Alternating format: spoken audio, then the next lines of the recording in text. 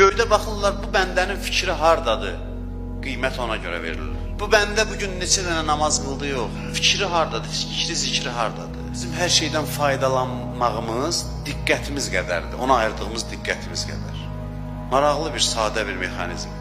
Elə bil Allah hər şeyi yaradıb, ağacı, gülü, bağı, bağçanı, yeri, göyü, hər şeyi sənə bir enerji, sevinç payı ayırmaq. Sən gedirsən onların arasına, onlar dayanıblar. Birinə ki, diqqət elədin, lazım olan şey əlbəttə. Diqqət elədin, o başlayır sənə verməli olduğunu verməyə, dərhal işə düşür. Hər bir şeyin bizi faydalandırması üçün, müsbət şeylərin, bizi faydalandırması üçün bizim ona diqqət eləməyimiz kifayət edir.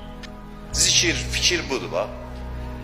Diqqət eləmirsən, qalıb yerində, dayanıb ki, mən sənə bu faydanı verə bilərəm.